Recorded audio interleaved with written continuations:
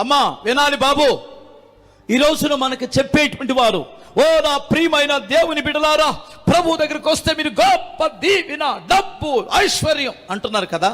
ఇప్పుడు ప్రభు దగ్గరికి రాకమునుపు, ప్రభువుని కలుసుకోక మునిపే మోసేకేముంది? ధనముంది కదా, సమృద్ధైన ధనం ఉంది. మరి ఇటువైపు ఏముంది? నిందలు, అవమానాలు ఉన్నాయి. గమనించాలి. ఇప్పటి వరకు ఇన్ని తరాలైన మోషేను గురించి మనం మాట్లాడుకుంటున్నాం కదా.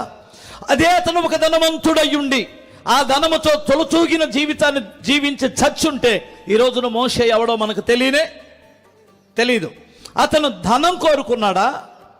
క్రీస్తు నిమిత్తమైన నిందలు కోరుకున్నాడా?